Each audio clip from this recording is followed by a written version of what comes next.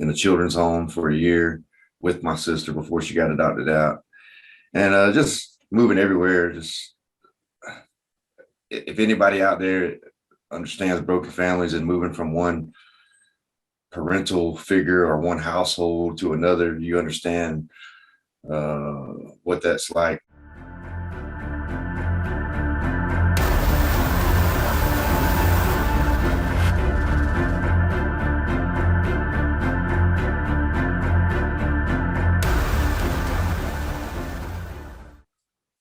Hey, welcome to the Knight's Path podcast. Super excited to have this guest on right now. This man, Instructor ZEE Durham. I've been like a fan of his for like 4 or 5 years on Instagram, and he and I have interacted back and forth. And I reached out, and he agreed to do this. So, man, thank you, ZEE. Welcome, brother. Hey, man. Thanks for having me. I appreciate you paying attention to what I do, buddy. I think great minds think alike. If you consider us great. Yeah. So what's interesting is like when you meet someone online, you don't know if you're getting the real person or not, right? And it was really easy for me to connect with ZEE because he was saying real stuff. He was saying stuff that was coming out of my heart and my mind and my past as a man and where I'm trying to get to. And then ZEE and I reached out and talked to each other before this podcast just to arrange it. But we're both on the journey to become the most badass male versions of ourselves. It's the journey, not the destination. And man, you've got so many great stories to tell about that. But, first of all, for the audience, let's kind of go back and let's talk about ZEE where he grew up, what influenced him in high school. You got into the military and, just kind of where you are now. And then we'll talk about what you do now to be your most badass male version of yourself, mentally, physically, and spiritually. So, yeah, share, please. So, Matt, again, thanks for having me, man. And so my background, I'm 42 now. I'm married with 5 children. I've been married for 20 years. Basically, my whole time in the military, I was married. But I come from Greenville, South Carolina. I live in Tennessee now, right outside of Fort Campbell military base, which is technically in Kentucky, but it's right on the border. But Greenville, South Carolina is born and bred for a little while anyway. Broken family, I don't know if this probably resonates with a lot of people. I think the data tells us that America has got a lot of broken families. So I think it's problematic for our society and our culture in general. But I've seen what it does to families. I've seen what it's done to me and the journey that it's put me on, and then how hard I had to scrape to get to just even before trying to progress and be the most badass version of myself, right? But that's another story. Broken families are a problem. But anyway, there I was. I had 2 sisters and a brother, but they were adopted out at a young age. Only knew one sister. I was 10. She was 5. She got adopted out at 5, and then the other 2 were younger than us, so they I was too young to know that they got adopted out, and then I met them later. So I was with my mom a lot, just her. Dad wasn't around. Eventually stopped living with her and went and lived with my grandparents for most of my life after doing a stint in a children's home for a year with my sister before she got adopted out. And just moving everywhere. Just if anybody out there understands broken families and moving from one parental figure or one household to another, you understand what that's like. You're not getting consistent input that you need as a young person, and it's critical years. So you're playing catch up a lot. If anybody, if you get the chance like me to recover from all that and have a chance to build the person you need to be later on, it's hard. And then some people never even get that chance. They make too many mistakes on the front end, and then it's just a spiral down into the world of consequences from there. But so that's where I was. I went to high school. I didn't finish high school. I got to the 10th grade. And then I dropped out. Basically, I got kicked out, and I agreed. I agreed to leaving. I didn't try anything else, and I just started working at 15 and doing whatever. and got involved with drugs and just criminal stuff, criminal activity. Did a lot of things, and I thought I was bad and tough and everything. And then a catalyst in my journey to change was just how emotional I was inside, even though I denied my emotions and told myself that I was tough and didn't have emotions, because that was a survival Right. approach to it. Yeah. Right. I felt it when I seen the life of criminal behavior and drugs, and how nobody gave a shit about anybody else. Like in that life, like all that mattered is what they wanted, and there was no loyalty, there was no honor, and it hurt my feelings. I mean, if I wanted to simplify it, right back, it just hurt my feelings, and I was like, I'm not staying. I told myself, I was honest. Surprisingly, at that age, I was honest with myself, which wasn't a common occurrence. yeah. I said, I'm never going to get anywhere here. This is not for me. I got to do something, and I don't have the strength to change myself. I don't have the insulation around me. There's nobody helping me grow. I don't care. I don't trust the people in my life. Yeah, you didn't Family. have self-discipline. You didn't have, your backup systems. You didn't have a common denominator base that you could fall back on. Nothing. Yeah. And I, and the life that I lived told me that I couldn't trust people. So it was hard for me to count on anybody else to do anything. And I just didn't believe that anybody was going to put that into me, Mm-hmm. So I said, the day that I decided to join the military is the first day I ever thought of it. Wow. I was always against authority. I was always against the police. Yeah. I was always against all that stuff, because that was my culture. I was the only white kid in a black neighborhood for most of my young life. And that was just the way we thought, right? I'm always doing something bad. I'm always looking for an opportunity to get something for me. Right. So I definitely don't want to be around people that make you stick to the rules, right? So I said, I'm going to get my GED. So I was working. I went and got my GED, and then I said, all right, well, I talked to a recruiter. He was an infantry guy. And back then it was before cell phones. So I talked to them and got all ready to go. And then he was like, I got to do this and this, and all this got to clear, whatever the process is. And I didn't talk to him forever until he could get a hold of me and my grandmother's. I guess he would just call the house phone, and then my grandmother would be like, he called, and maybe I call him back, maybe I didn't. But then eventually he got in touch with me sometimes. Yeah. I think one time he even had to come to my grandma's house looking for me. Yeah. Because I was just doing whatever. Right. And so he got a hold of me finally and said, we got to do the ASVAB, told me about the ASVAB. Fortunately, I never studied a day for the ASVAB. I didn't give a damn what the test results would be. I didn't think far enough ahead to think like, well, that's going to give me options to do this or that and all that. So I just did the ASVAB and like passed it. I did it one day after work. I was working at a steel fabrication company. We did it after work and just was all greasy and dirty and just did it, knocked it out. Apparently I passed good enough to join the military. And then I also passed good enough later on. I found out I had a GT score, which is what they use to determine what you can do. I had a GT score high enough to do pretty much whatever they wanted me to do. Wow. Or whatever I wanted to do. Yeah. But I didn't care about that because I was a badass, right? So I was like, well, who carries the guns? Yeah. Does the hard stuff? And they're like, oh, you want to be an infantry guy? And I'm like, yeah. I'm like, yeah, that's me. And so I went, joined. Never, like I said, never thought about it a day in my life. I just knew I had to leave place I was in. Went to basic training in Fort Benning, Georgia. And then I even got in fights there. I fought in basic training just because, protecting my pride and ego. And I almost got thrown out of basic training. Like, seriously, I was like ready to go home. I mean, I was like any other kid that hadn't been away from home and didn't understand how to suffer through discomfort because I was weak. Yeah. So I missed home and, whatever. And drill sergeant was real with me, but I kept going. I didn't want to quit.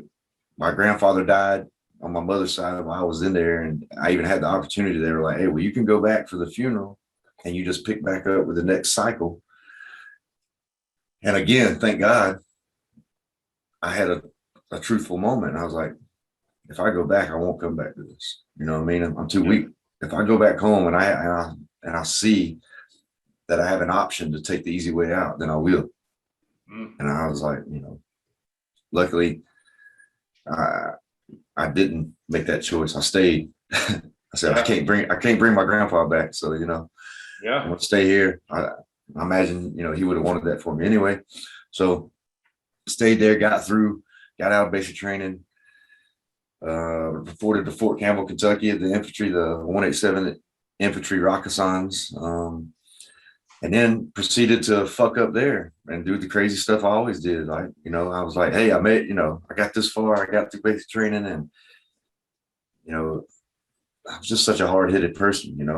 I believed in me and what I was going to do, not what anybody else said. And this so more you than the team at this point. Oh yeah, always. Because I'm not making excuses, but it's just the life I had lived up to that point was that you can't trust the ones that love you, that say they love you. You can't trust the ones that say they like you. You can't trust them. It makes you a hardhead, really, which can be, you can get in your own way a lot when you're like that, even though it is a survival mechanism that you build because of the insulation around you, right? So, or lack thereof. I got there and proceeded to act like a dumbass. I was drinking, I was partying and doing whatever. First year, I almost get kicked out of the Army. My squad leader, we almost get in a fist fight with my squad leader. And because I'm full of pride and, I was tough. I was an athlete and I was doing all this stuff. And I could do those physical type things and whatever, but I just wasn't service oriented what you said it takes to be a badass in your video on YouTube, right? Right. I wasn't service oriented. I was ZEE service oriented. What's good for me. Yeah. And it came to a point where I didn't show up one morning. It's called failure to report, FTR. I didn't show up one day during the week. I was just drunk, laid up somewhere off post. And I finally got a cab and came on post, and I knew I had to face the music. I'm hungover. And they got me out in front of the barracks holding 2 helmets back when the helmets were still heavier, Kevlar helmets. I was just holding them out, like a crucifix out in the sun in front of everybody. Yeah. And my squad leader's yelling at me, spit's flying out of his mouth. You're hungover, you're out in the sun, you're sweating bullets, dude. Oh God. Shit, probably. Yeah, I was, and I'm already a shithead anyway as it comes to dealing with authority. So he's yelling at me, spitting on me, and I take those helmets and I slam them down on the concrete, and I'm like, fuck it. I was like, well, kick me out of the Army, then what are you gonna do? And he got livid, of course. And we almost came to blows, but somebody interceded. My first sergeant, which this old guy, I even wrote a little essay about him one time, which is another story, but he was an old guy that was skinny. He would smoke cigarettes and drink coffee and then run us all 10 miles in the morning sometimes. He was just fucking hard ass. Well, he interceded, and then another squad leader from another platoon interceded that was friends with my squad leader, and they talked to me and they took me off to the side. And this is another one of those key moments, one of those pivotal moments, where I was fortunate, and this didn't have to happen.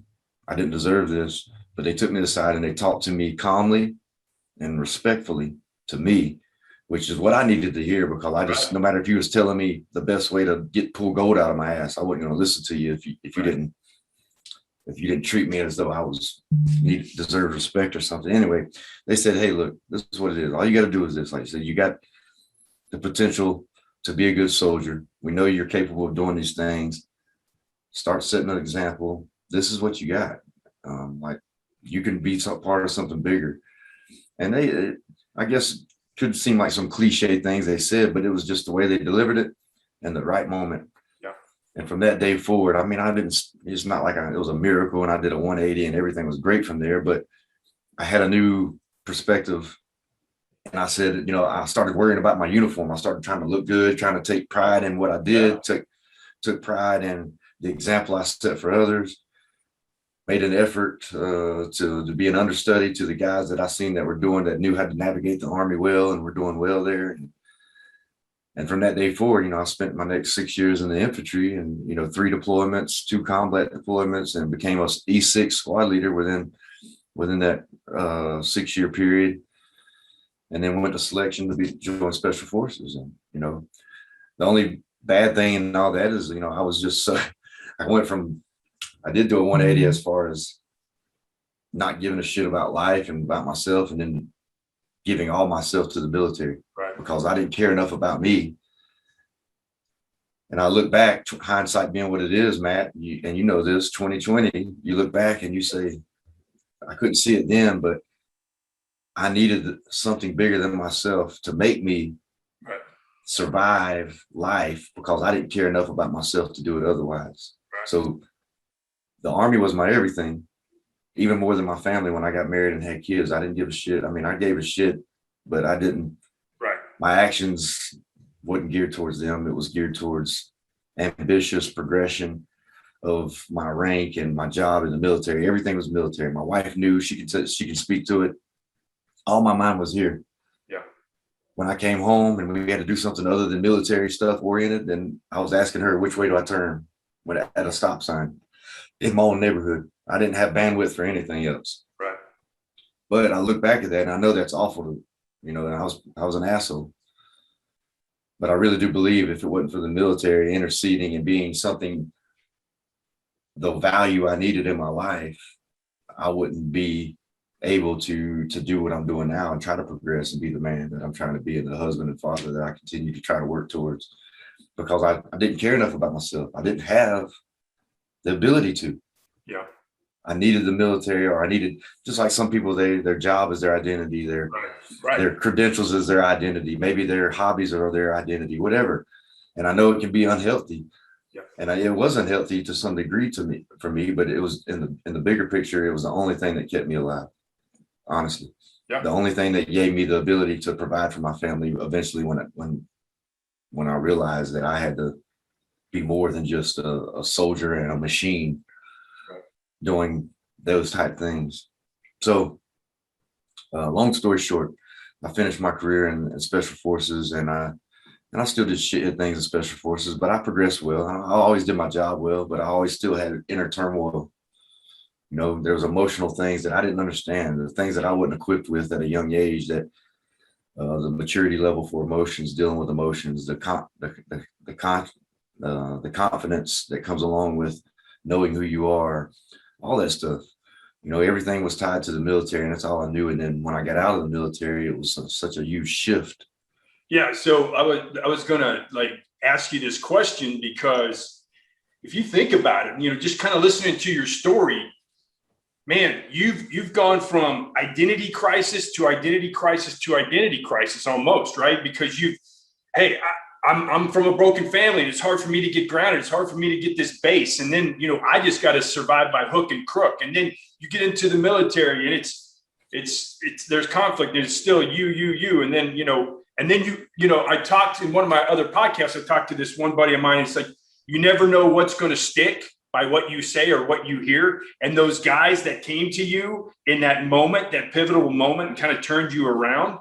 But then it was easy for you to just totally buy in 100% to the military and just go that way, because now you've done a paradigm shift with yourself internally, and you're being selfless, but you're being selfless with tunnel vision, right?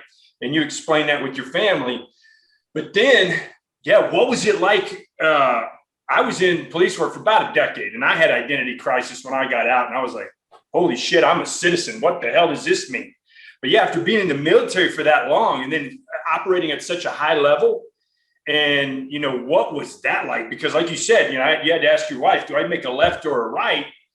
But dude, now you got to get to know Z again as a civilian. So I mean, this is almost like, yep, here I go again. Shit, it's a growth moment, right? Yeah, I mean, and what it was is a major crutch that was just pulled out from under me, right? And it's like hobbling around until you learn how to walk again without the crutch. And because for one, I realized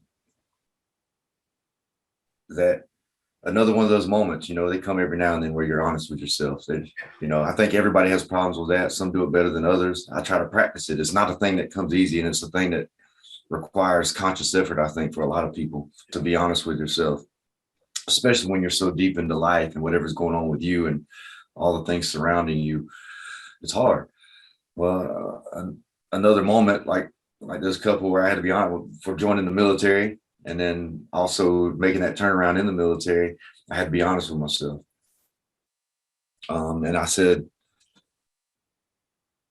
I've been hanging on to this title of, Green Beret or whatever glory or or mercy and afforded to me because of this title or because of what the culture puts on this name or whatever.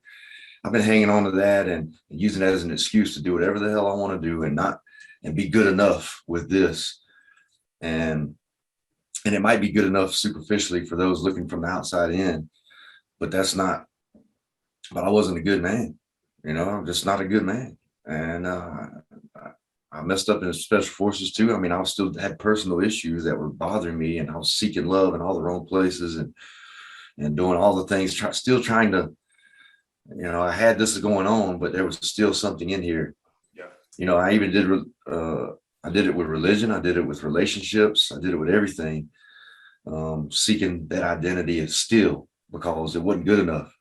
Because that military connection gave me that rope to hang on to so I didn't fall off the cliff. Right. But that's all it was really, for all that time. As much as it made an impact in my life, and as long as I've done it, it was just a rope keeping me up from falling off the cliff, from dying, from being worse and worse and worse. So, and I was just holding on to that, and I still needed some steady ground. I still wasn't even up on the mountaintop, Right. and it's still not, really. But Yeah.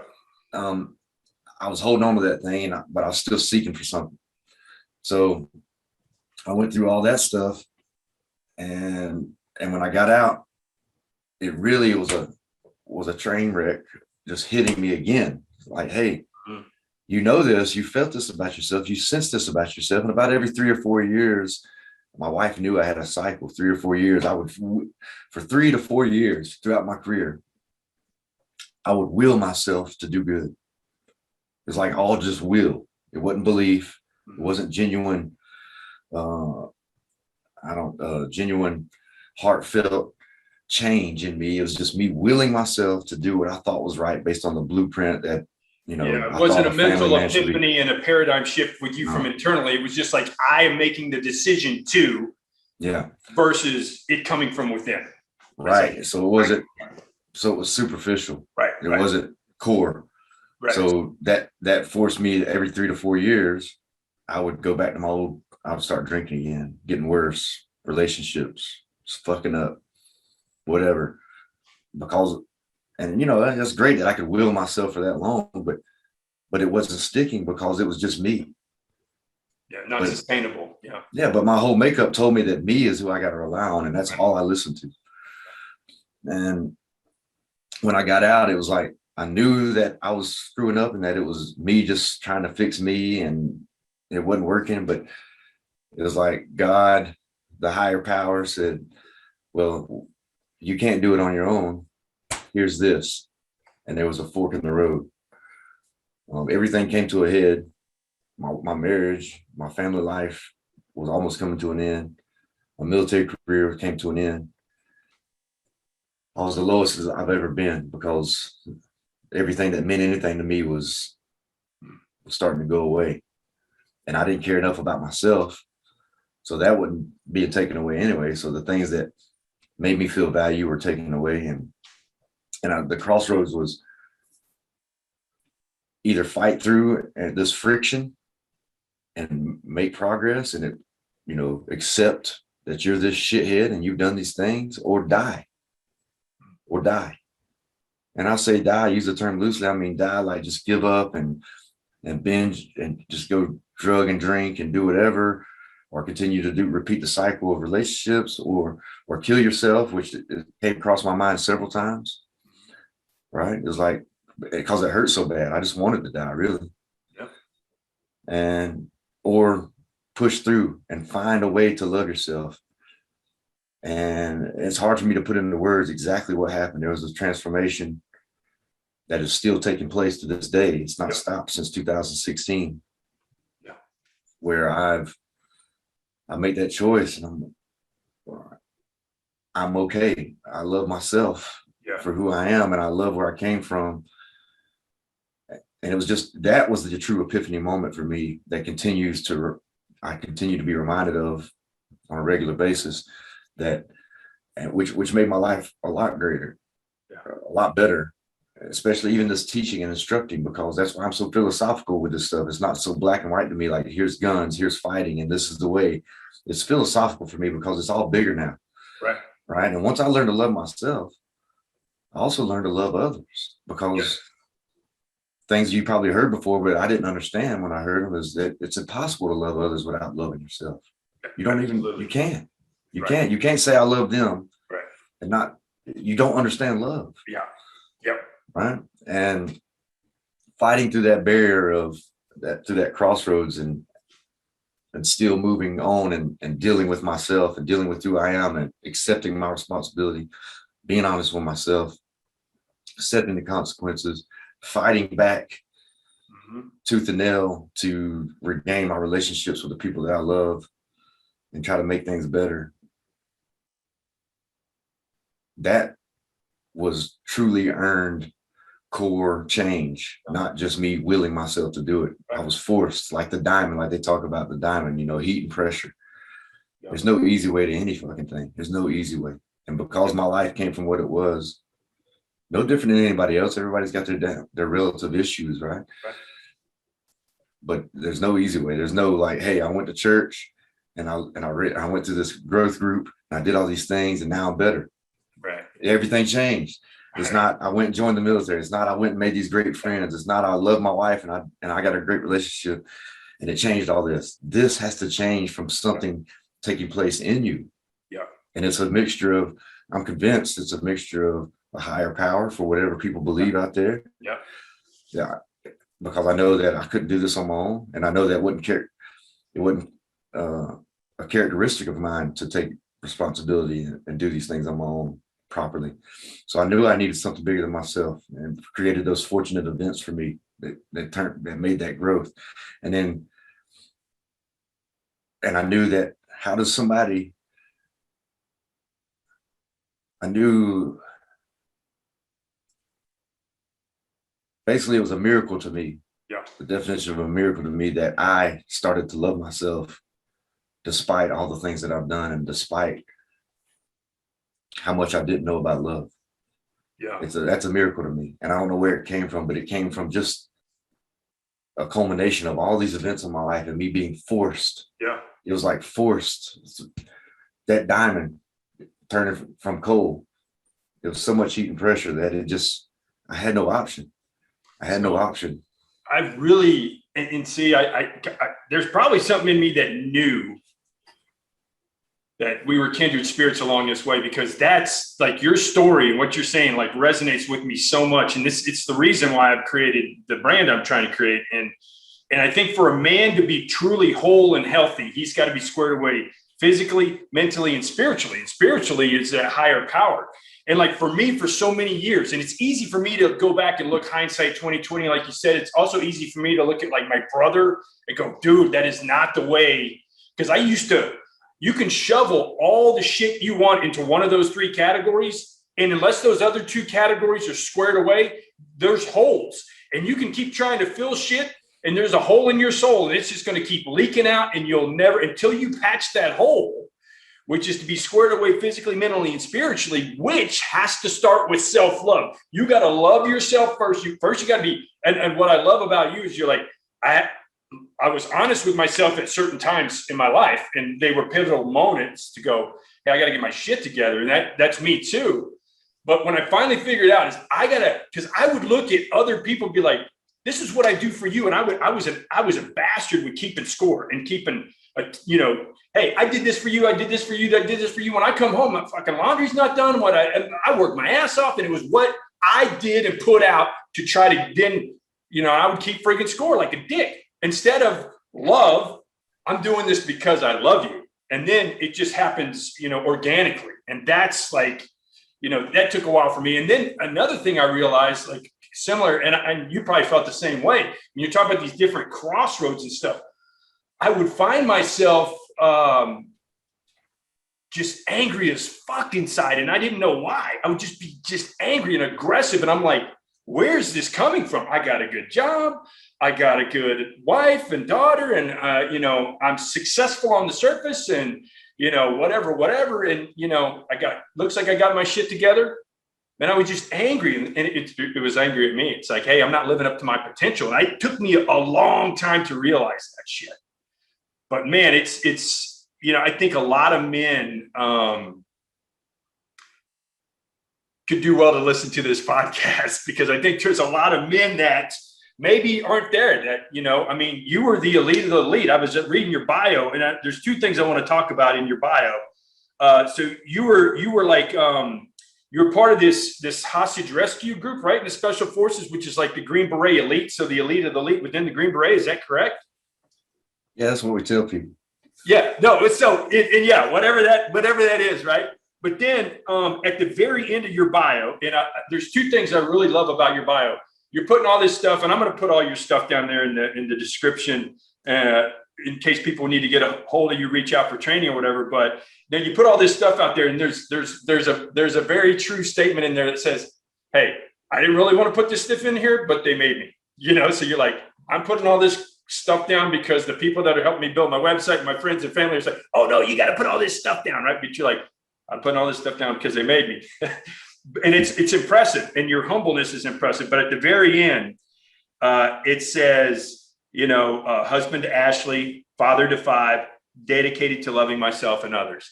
And that's all this shit, all these accolades, all these things that I can put on a resume, and it all boils down to the very most important thing at the end, you know, dedicated to loving myself and others. And then it starts from you. And once you fill yourself up, it ripples to your family, and then it just goes out from there. And if we're honest with each other, anyone that pisses us off, like I can see someone road raging, or I can see someone, I go, man, who's this mother effer? Man, he's got a chip on his shoulder. And I can get kind of in there. But if I'm honest with myself, I go, dude, how many times have you been that asshole? 1,000,000 times in your life. And how many guys looked at you and said, look at that punk, and you're just walking around like a banty rooster with your chest out, chips on your shoulder and shit. And the reason we don't like that, guy, is because it's an ugly reflection of our own self, you know? Yeah. So it's like, it's easy to hate that guy because it's easy to hate parts of ourselves when we behave that way, and we were complete, total dicks if we're going to be transparent with ourselves and honest, right? Yeah. So, man, totally loved, you know, peeling back the onions a little bit on seeing your emotion, where you are. But yeah, let's talk about what you're doing, you know, everyday citizen, everyday survival. You got a couple of different things going on. And, you know, and you and I've talked, and it's funny because we can talk about Sun Tzu, the Art of War. We can talk about Miyamoto Musashi, the Book of the 5 Rings. And it's not about the principles of fighting. It's the principles of living, you know? Yeah. And it's all these different principles. And you're a principle guy. And yeah, I can teach someone how to do a rear naked choke. You're black belt in BJJ, all that other stuff. But it's the principle behind it. And that's where I think the juice and the love for your fellow man is with what you're trying to do is, hey, I'm not just trying to hurt you, teach you to hurt people. You know, I'm going to give you some self-confidence. I'm going to give you some skills in case the shit hits the fan, but you got to be responsible. And, you know, you're trying to teach these lessons and these principles. I mean, you and Karl, you know, Tactical Rifleman, all those guys, you know, so let's talk a little bit about your principles and what you got going on and what you offer, and let the world know about it in my small little audience so far. Yeah, man. So you mentioned principles, and I think once you come to terms with yourself individually, the love and the accepting of responsibility of who you are as a human being, mm-hmm. and know that you're fallible, you screw up, and it's work to not screw up. You understand everybody else is the same. So as that goes, that really made me focus on principles, really made me focus on the idea of working to be better. And it's never a done deal, never a done job. We talk about how skills are perishable in the military as it pertains to firearms. Any special skills as far as self-defense or anything that you do, it's all perishable. Over time, you lose the edge, or you know, but if you understand principles, it's easy to gain it back. It's easy to get back on track usually, right? I mean, you still got to put the work in, but you understand where you need to go based off the principles and the values involved with that particular subject or area, right? And I see that, how that mirrors life in general, is that I know in my heart that I love myself. I know in my heart that I love my family and friends, but it's not just a done deal, because I know that every day it requires work. It requires reminders. It requires me checking myself, or it requires me talking to somebody like you, because this is not just for any audience out there. This is therapy for me. Yeah, me like too. me hearing this, me thinking it, speaking it, and hearing it and thinking it again. I'm manifesting these things in my life right now. So so it helped me be realistic with who people are. People wonder why I don't get so upset about how people do, and the things that go on, and maybe in our culture or society, and all these things that can be maddening and drive a person crazy. And I feel it. I mean, I feel the emotions of these things that I don't agree with going on, but I also know that people are people. Like, that's how it is. It also helps me in my training, because people are saying there's some people out there that they're not honest with themselves, so that therefore they don't understand human nature in general. They don't understand that anybody can be a rapist, anybody can be a murderer, anybody's capable of it. It's just the right context, the right situation, the right timing, the right place. Anybody's capable of that. It's just something led them to that direction, something led me to this direction, but everybody is capable of doing any of these things. And also everybody is capable of understanding themselves and loving themselves, but still requires work, because that's the hard part. So I understand that wholly. So that makes it easy for me to teach this stuff, because I'm like, we don't, people look at it as an insurance. Is it insurance? Is these things likely are not likely going to happen, like the extreme situations, the worst case scenario, somebody attacking you? And I'm like, yeah, the statistics will tell us that it's probably not likely in a lot of situations, depending on, as long as you're not in those certain places where things are more likely to happen or whatever. But you can't tell. Like, I mean, I could be the safest driver in the world, right, and still get hit by another driver. Like, it doesn't matter. Right. There's nothing that I can control. What I can control is my peace of mind by knowing that I'm capable of these certain things. So I'm capable of love, and I'm also capable of doing what needs to be done in the face of danger or threat, which will express my love to those around me and myself, because I don't want to die, right? Or be hurt or injured. So it all comes together for me. All that philosophy that's involved with loving yourself and loving others. That means my particular skill set is doing these things. So let me use that, and let me help people to understand that you got to understand that anybody can be dangerous. Anything can turn into a bad situation. And you got to know that you can be dangerous. You can be a criminal. Criminals are just opportunists, really. Right. They're seeking something that they want more than whatever rules or regulations or consequences tell them they shouldn't do it, or whatever. They want it more than what these things force them to do. So everybody's like that. When you make decisions, it's because, you know what, if I was really about money, I wouldn't have spent all this money on this coffee, but I wanted this more than I cared about the money spent or the time going to get it. Right. Everything's a decision like that. And people got to understand that everything's an exchange. Everything's an exchange. I learned that in my personal relationships. I learned that in my business relationships. We're humans, so there's no saint human out there where they're like, oh, I just give, and I never receive. That's good for me. They're receiving something, like whether it'd be the glory and the feeling of them giving or whatever. And I tell my kids that. I was like, you got to be real with yourself. I hate to be, I'm not being cold-hearted or trying to be cynical, but everything's an exchange. Like, when it comes to business, what are you getting? What am I getting? When it comes to personal relationships, what are you getting? What am I getting? I need love, and I give love.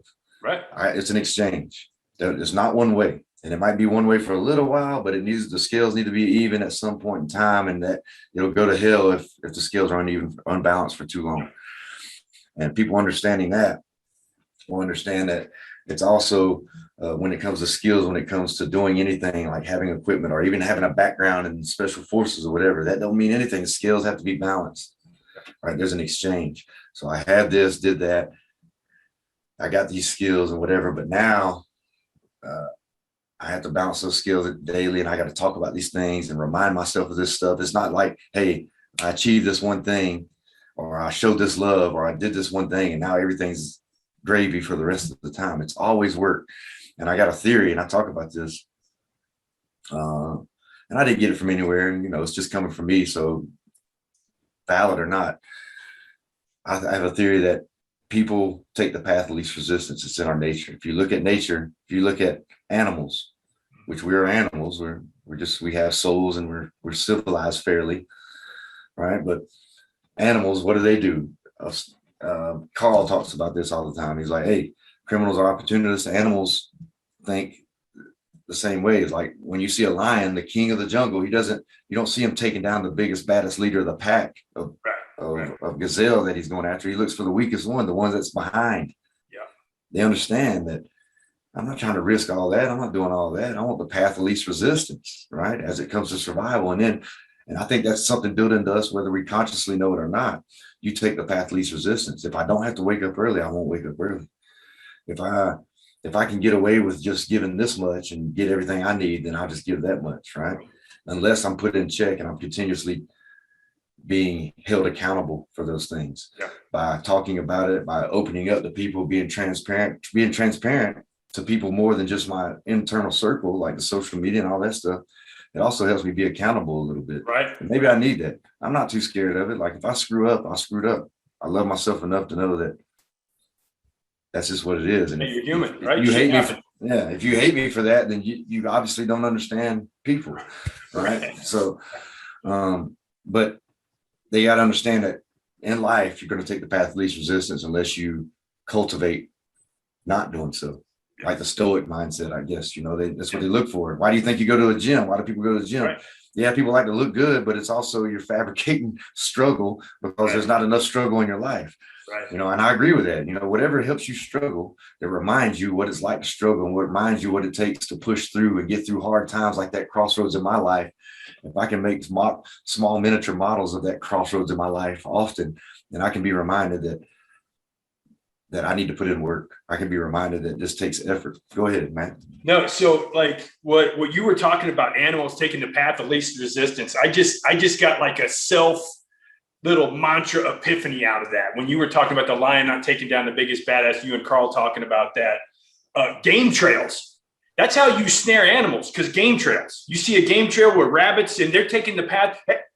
This path's beaten down. They cut through. Yeah, absolutely. So, hey, why do I want to go through all this? Right. Hey, here's the game trail. Deer, pigs, whatever. Here's the game trail.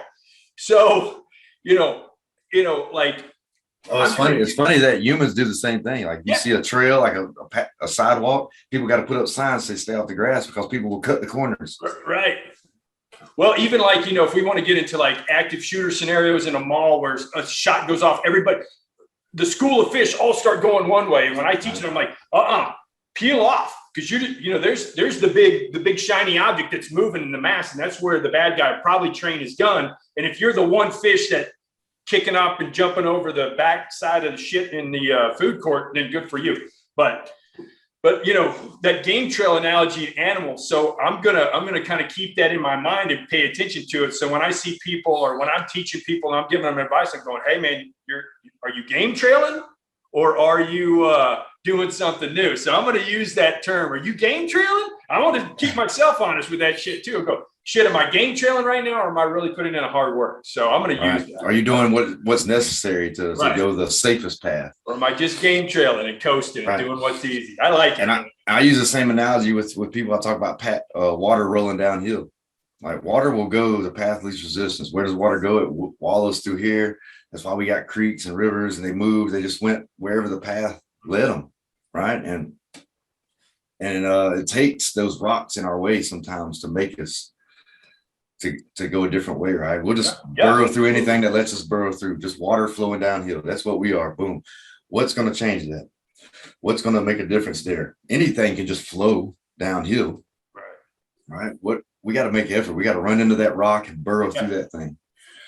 Right. So well, that's a great analogy too, because sometimes it'll stop and it'll pool and it'll have to get up to a certain level. And that's like a stopping point in your life and you're building momentum and then it gets high enough to then overflows. Yeah. That's a great analogy too. I like it. And and to me, that's a principle that I hold true in my heart. And I know that everybody's like that. And it allows me to give myself grace. It allows me to give others grace. Yeah. And, kind of not judge them as harshly as I would in the past because I'm not judging myself as harshly. Right. And that helps me be a good, I think it helps me be a good teacher. Yeah, I've got my patience issues. I got my emotional issues that I work through. I'm up and down, working consistency in that area.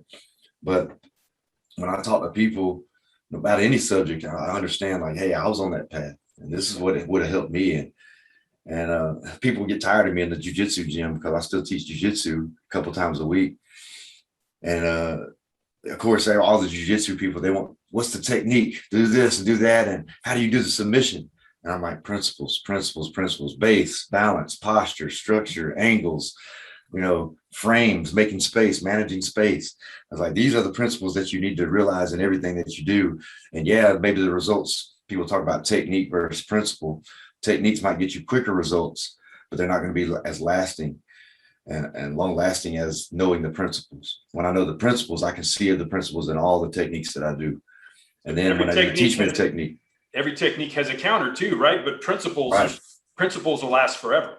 Right. Like, hey, just if you get an angle on me, I know I need to square up. I need to have my belly button facing you. That is my principle. I need my belly button wants to face you. Biomechanically, I'm made to face you to be optimal, have optimal performance, not face you like this, not turn my back to you. This is optimal principle, right? Yeah. You tell people all the time, like, hey, once you're real good, you can abandon some of the principles temporarily when you're real good and you know a lot of other things. But in general, the principles, I need to face you to win. That's dude, like, man, we need to, like, I can't wait to see you in person and bullshit. I really want to train with you. My ground game is weak as shit, but I would really like to work with you on that from a personal level and improve. But it's funny, I tell people, like, when I train people, it's like, especially like in martial arts, I'm like, what's the best way to fight somebody? This is the way you want to fight somebody. I'm the bad guy you're going to fight. This is the way you want to fight me. With my back, Yeah. So I said, hey, if they come at you and you can get to the side, that's better than having that tank turret facing you. And if I can get behind them, oh shit, that's where I want to be. Yeah. And I'm not meant to be able to fight you that way. Swarm tactic and move around and move so quick. And then that OODA loop, right? They're still going, and I'm just going tighter and tighter and tighter, and they can't ever catch up until boom. Hopefully they're gone. Threat's done. But yeah, principle, right? So yeah, dude, it's involved in everything. So yeah, I stick with that, and I beat it till it's dead, really. And you know what? Knowing that and feeling that really causes a conundrum, a struggle in my teaching and business part of my life, right? Because we know what sells. We know that marketing. I see what you're saying. Yeah. We know that marketing, as far as making something seem mystical and magical and seem like it's beyond you and greater than you. We know that that's what gathers the audience, right? Oh, what's he got that we don't have? But that's contrary to being a teacher to me. Is like, I want you to understand that this is for you, just like it is for me. Yeah. Right. I'm no different than you. Like, whatever our paths are, the same principles get you to where we're trying to go, right? So your conundrum too is, if you're teaching techniques, people keep coming back to the pond to get filled up. Yeah, because they want the answer quick, right? If you're teaching principles, then they can apply those principles whether they got you or not after they. So no, any good teacher wants their student to be better than them, just like their children, right? So yeah. And also, here's the thing too, is that people think they want the techniques and they don't want to put the time into the principles and understanding that.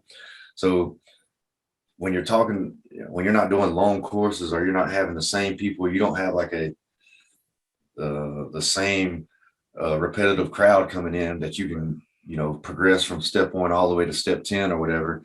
It's hard because you're like, all right, I do it in all my courses. And that's why I'm kind of general with some of the ways I teach things. And I don't put like specifically, I'm going to do this. I do have a good end state that I'm trying to get to, and a general theme that I go with for whatever particular subject I'm teaching. But in general, I'm looking at the audience and I'm saying, all right, well, I know you need these principles. So I see right away, like, I can show you the technique. I can tell you, for instance, this is a good one. A good illustration. People that right-handed shooters with pistol, right?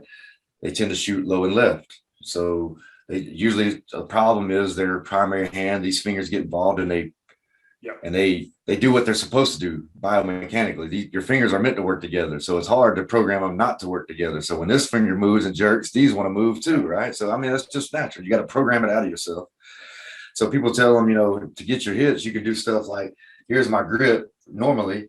And they'll say, put this pinky finger out like a golf grip and leave it out. So it's not pulling on the frame of the gun anymore. And that's a quick fix, right? That might do it because that finger, you've taken it out of the equation. Right. So now it's not giving it that negative input, making them shoot low and left. But what are they going to do? Are they going to make that grip all the fucking time? I mean, that's a quick fix. That's like a technique to show like, hey, I can fix it right now. Right. But do you truly understand why it's happening? And it's not going to give you a shortcut around working through reprogramming yourself so that these fingers don't become a problem. So the way to get around that is either refining those nuances and working that. Gripping the shit out of the gun will help, right? But eventually you want to know exactly why you're doing it and be able to program those things so you're not just doing default fixes. And so you're understanding that, yeah, that works, but that's a temporary solution. Right. That's a temporary solution. The principle is you want to be able to separate the neural pathway to your index finger that's not tied to these other, and that's that habit. So creating that that's building that stuff, right? Yep. Through building, I call it building your system. Yep. Because anything that we do that is geared towards using it in a fear-based chaotic environment, I really believe in systems, because we know that fear does things physiologically to you. And you can't just recall things and do things that you intend to do in a calm environment without having a system built into you, a program built into you, right? That subconscious, you know, muscle memory shit that people, you know, it's cliche basically in our industry. They talk about it, but it's really true. It's like you got to have a system that you go to. And my system is principles. Once the principles are tight and you're strong in these certain areas, yeah, you might fuck up the nuances. Maybe I jerk the trigger a bunch, but I'm gripping the shit out of it. I've got everything else going, and I'm doing enough with my systems. We talk about loading and unloading guns. I have a system. I do the system no matter what. No matter what, I do the system. If I'm in an environment that allows it, like I'm not in a store, I bring the gun up into my workspace because I'm building the system of keeping my gun here versus down here. Right. I take the mag out. I lock the slide to the rear and I check 3 points: chamber, magazine well, slide face. And I point at it because in some conditions I have to touch because I may not be able to see. Right. People see me do that and they're like, "You've seen the bullet come out." I don't trust. I do the system. I do the system. I don't care what's there. I do the system over and over. And that's what I do, right? Like I'm going to do it the same way every time. I don't have room for, as it pertains to dangerous tools and safety, I don't have room for error. Right. Like I do the system. That's what I do. Bottom line. And they're like, why do you press check when you're able to? And you know what press check is, you know, just checking to see if brass is in the chamber. Yeah. Some people are like, well, you're an amateur if you got a press check. Like when it comes to safety and dangerous tools, why wouldn't I have a system that double checks everything when I have time to do so? If time affords it and the situation affords it, I can double check. Why, before people do plane rides, what do you think they do on that's where I was going to go. Do you not want your pilot to go through the check, you know, before he goes up? It's too dangerous. Like, why would I just risk it? Like, I want you going down a checklist. Right. I want a system in place that tells me that everything is in where it's supposed to be, so I don't die in this high risk situation. High risk, anything that can explode and shoot a projectile out and kill somebody. That's high risk. You know what I mean? Like, I don't want you to be scared of it, but you need to respect the potential for danger. Right. So we talk about that stuff, systems. So everything is based around systems. I build my system to where it becomes a subconscious or unconscious competence level, hopefully. And therefore that stuff can override whatever fear is taking place. I mean, it's not going to override it, but I can still get the job done in the face of fear. Right. I can still point my gun at the right spot and do all that. We talk about that with point shooting. People talk about, well, point shooting, that's viable. Yeah, it's viable. I mean, if you can point your gun, I can generally hit something pretty at 10 yards just by holding my gun here. Right. Yeah, just indexing with my body. Right. But I don't practice a lot of point shooting. Right. If you're new to shooting, you need to practice seeing the sights every time. Mm-hmm. And then your body will record where the gun needs to be. So if I don't see the sights because I'm focused on big badass Matt trying to attack me, I'm just going to put my body knows to put the gun right in this spot. See the sights or not, I'm going to be pretty damn close to hitting where I want to hit because I practice seeing the sights and put them in that spot every time. It's not backwards. It's in that order. You don't go point shoot and then look for sights. Yeah. Even though it might be effective to some degree. Like, let me build a system that's reliable and consistent. So let's I want folks to hear what all you teach, what all you offer. And then I kind of want to bring up at the tail end is, we've talked about this personally. We were talking about it here is this journey you and I are on, and I'm 10 years older than you, 52, you're 42, but we're, it's the journey, not the destination, right? We're it's constant effort. Like when you and I talked earlier, mastery is treading water. If I quit trying to stay at the top level, I'm going to, if I quit paddling my arms, it's effort, man. It's effort to keep my head above water and breathe oxygen. I'm just going to sink down. But kind of talk about what you offer. But then, like you and I were talking about, you went through a knife fighting course not too long ago, and you're like, why do I need to learn a knife fighting course if I got other tools and things that I would use? But then you're not done, right? You're the consummate student, and you're like, this is something I'm going to learn. I'm going to be open-minded to. And then I saw a video with you and Karl where he put the timer up to you and you're starting to work with red dot on a pistol, which is, maybe a new nuance. So let's talk about what you teach, what you offer, and then you just still on that journey as the student to learn new shit. I love it. Yeah. So I teach firearms. I teach pistol, striker fired modern pistol, and AR-15 platforms, carbine platforms, AK-47 too, right? If they come to the classes, but those, and I do different themes, dynamic. My thing is, if you carry a gun for the context of protecting yourself, that always entails dynamic movement. Like you're never going to get in a fight where you're not going to move, whether you like it or not, whether you choose to or not, you're going to move, right? So my end state is always to get people, hey, of course, you got to be able to draw the gun. Of course, you got to be able to use the gun safely in an environment with multiple people around you. And of course, you got to move your feet and still be effective with that tool, right? So if you can't do all those things, you need to put the gun away, or work towards that. Like, I don't know why you got a gun if you can't draw it safely, be effective with it, meaning accuracy and all the other things that go along with it, and be mobile. That's what a fight entails, whether you like it or not. So that's always, so I teach that, and I teach, and another thing I believe is that if you don't feel comfortable putting your hands on another person and fighting in close to somebody, meaning all the violence and all the emotional part that goes along with that, and the comfort or discomfort that goes along with that, then you're probably not going to be good at using a tool in a fight either. So one leads to the other. I don't think you have one without the other. You don't rely, you're limiting yourself, and you're going to cause yourself to make bad decisions in situations if the only thing you feel comfortable with is a tool in said environment, in a violent environment. Yep. I think you're doing yourself a disservice. And like police officers, I'm a supporter of police and I really want them to train them, but I understand why they get in these scuffles and they end up making what's the word I'm looking for? Questionable decisions. Questionable decisions. Yeah. That's good. Yeah, perfect.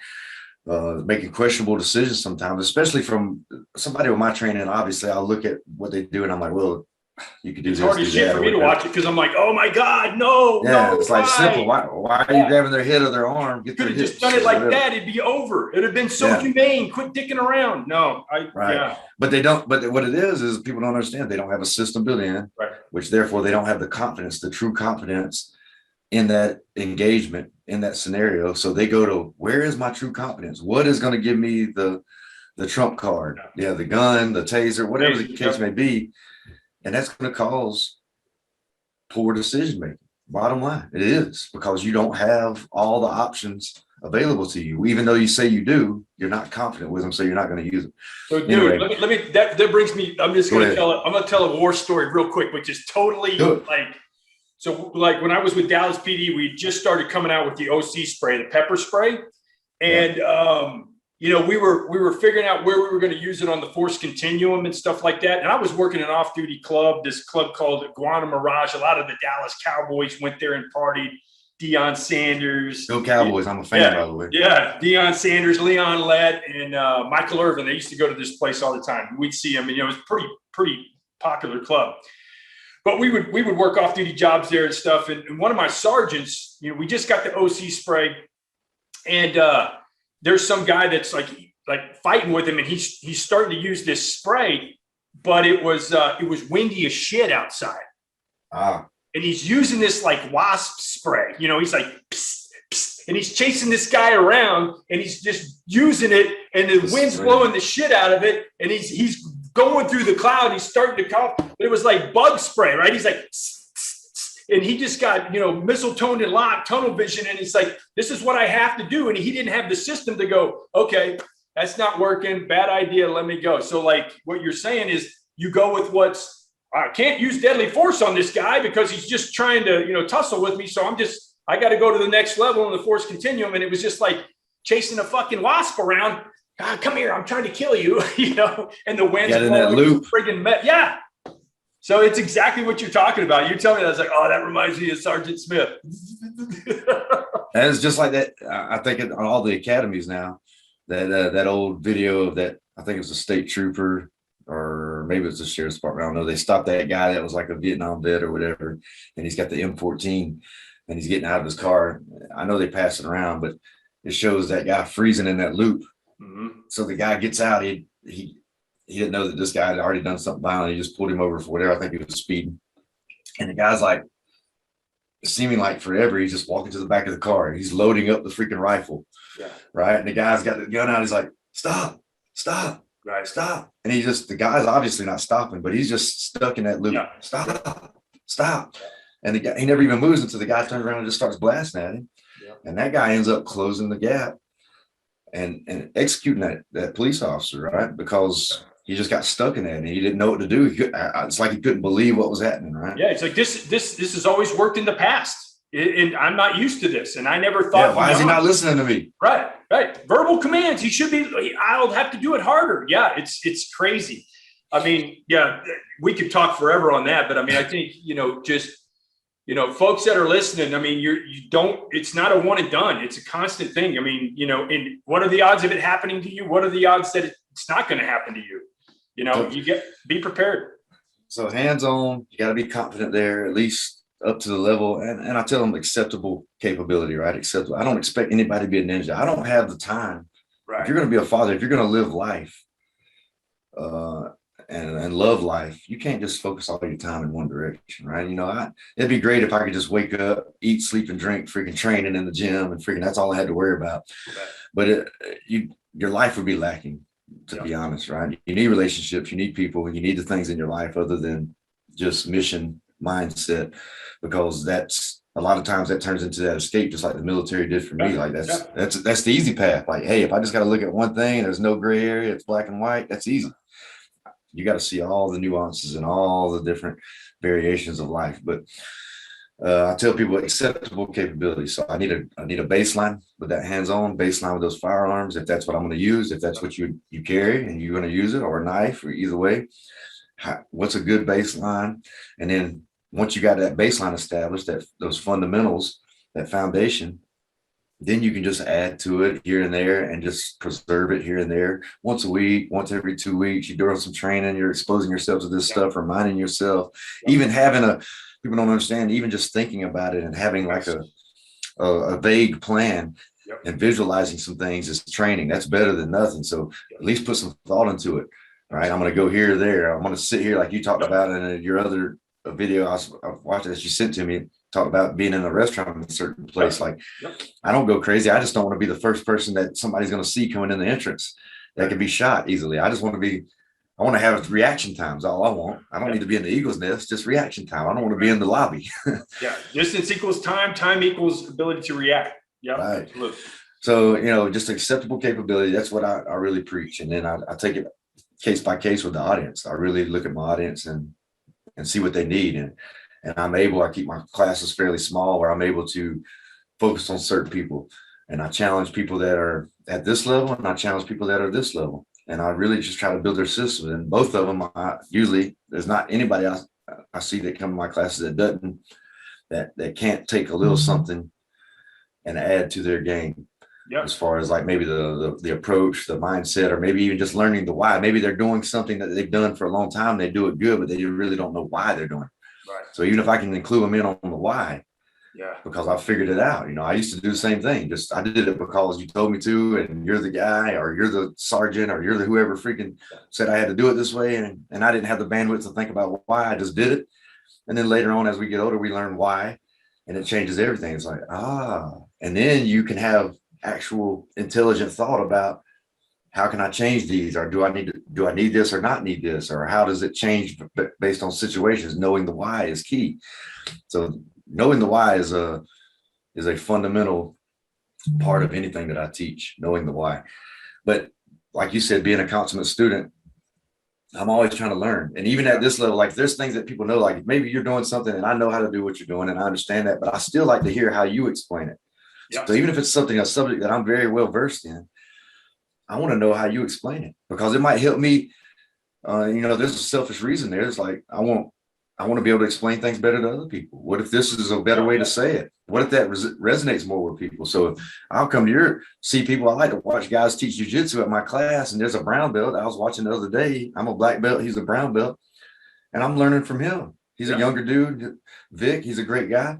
And I'm listening to how he's teaching, and he's very methodical. And I'm like, I could be more methodical with the way I am. I'm so passionate a lot of times that I just get all over the place, and I can't help it. And, I'm working on it, but I like the way he's methodically approaches the things. And I'm like, that's good. So he's not teaching anything that's profound to me.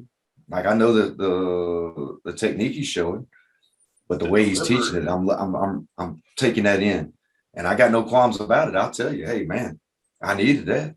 Yeah. And I'll tell the students, like I'm listening to him. Like, how's he say that? Oh, he said it like that. That makes more sense. Yeah. Right. So whether I know the subject or not, I'm still learning. I learn from the way that you see it. I learn from your perspective. I learn the way that you illustrate it to people. I can learn from that. Maybe that resonates with me more. Maybe that not something that I didn't know or I was completely clueless to, but you've helped me. You've influenced me, and you've refined my understanding. And I look at everything like that. Knife fighting, which I look at it as just the same as regular fighting. If I know how to strike and everything, add the knife and you're good. But what is their thinking on it? What is their reasoning on it? What are they thinking here? What's their approach? What is their the context here? Like, I want to know all that stuff. That way I'm more informed and I can understand the why of our industry better. Yeah. What are the primary targets? There's a little different mindsets, maybe some different targets of opportunity that you would be more open to opening your bubble. And then physiology, like you understand, it makes sense because some of the things that from medical are saving lives. You start to approach like, hey, the same thing that I know to look for the arteries, I'm looking for that to attack or protect, Right. Yep. So like it all links in together and you're like, see, that makes sense. I knew those arteries were there. I knew they run to the inside of our body and our limbs. But now you're attacking those. You understand why you believe in God a little bit more, because you're like, oh yeah, why am I designed this way? You're designed to survive. You're designed in certain ways so I can protect these things. Yeah. This brachial artery that runs here, it's under here. I don't want you getting under here. Right. And you know what? Exactly. You're stronger in here, you're weaker the more you go out here. So I talked about tickling a kid, and you're strong in here, and then you start going up, you start getting weaker. Right. Yeah, I mean, like, away from the core. To your point, because I know you do classes on tourniquet and stuff like that. So if you're starting to learn about all these different arteries, then hey, you can use that knowledge and transfer it to, well, if I did have a tool or a knife and I was in it, what am I going to go for? So yeah, if I had multiple people and I only had a knife, if I was going to cut you to make you sure you're not a problem anymore, I want to hit something, an artery, so I can focus on the other threats that might be life-threatening to me. Yep. Wolves travel in packs, right? Yeah. There you go. And we know in the streets, it ain't just you and that guy. Right. You got to look at everything. Yeah. Dude, man. So I'm going to put a bunch of your stuff down. Shoot me an email if you want me to. So I got your website, your Instructor ZEE website. I got your YouTube and I got your Instagram. You know, is there anything else in there that I need to throw on in the description in case people want to get a hold of you? That's good enough, huh? Yeah, that's good enough. You know, I do stuff with other people. Yeah, So you do S12 with Mick and CarryTrainer, and then yeah. I can throw something in there about that if you want to send me the link or Mick's site. Well, they'll find it if they see my stuff. No big deal. And then Karl with Tactical Rifleman. Yeah, you follow Z enough, you'll find these other amazing men that he works with. And what I'll say to these guys, like, despite anybody's ability, I mean, of course, if you're looking for something, you want somebody with a great ability in that area. But what I do for myself is I just associate myself with good people, or who I consider good people. I don't care what you bring to the table as far as hard skills. If you're a good person, if I see the heart in you and I see that you're seeking to be vulnerable with others because you're trying to be genuine and transparent, yeah, and be honest with yourself, I see that in people, right? And when I see that, I don't care if you can't get off the couch. I don't care if you have good people, and I see that you have a genuine approach to trying to be better and try to love yourself and others, then I'm down with you, man. That's what I associate myself with. Like, there's plenty of people that can shoot great. There's plenty of people that can fight awesome. There's awesome people everywhere that have these skills. Right. But what does it mean in the grand scheme of things if you're not good people? Yeah. Yeah, where's the heart at? Where's the heart at? Yeah. Matt, I know you got a good heart, man. I see it resonating off of you. You said we kind of drawn each other. Yeah. So if good people is what I'm looking for, and if we could continue to push that, that's what we need to push. We don't need to. That's what the world needs nowadays is people that are willing to put themselves out there and truly and honestly be genuine, genuinely love themselves. Therefore, they can love each other. And the other things will come organically, like you talked about. You don't just say, I love you. You learn to love, and it becomes organic in that dynamic between you and whoever else. But good people is the key. And Mick is good people. Karl is good people. Matt, you're good people. And that's who I associate myself. I don't care about any of the rest of the shit. Yep. I hear you. You can be a high-speed, low-drag ninja, but if you don't have the right heart, right, who gives a shit?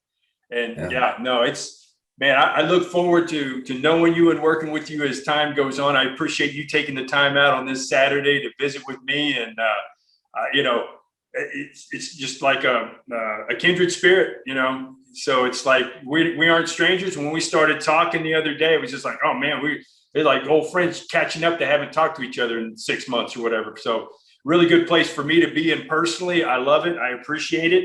And I'll just say this before we close for the folks out there. Don't sweat the petty stuff. Just pet the sweaty stuff. Take it easy, Z. I appreciate you, brother. All right, man. All right. Take care. Appreciate it.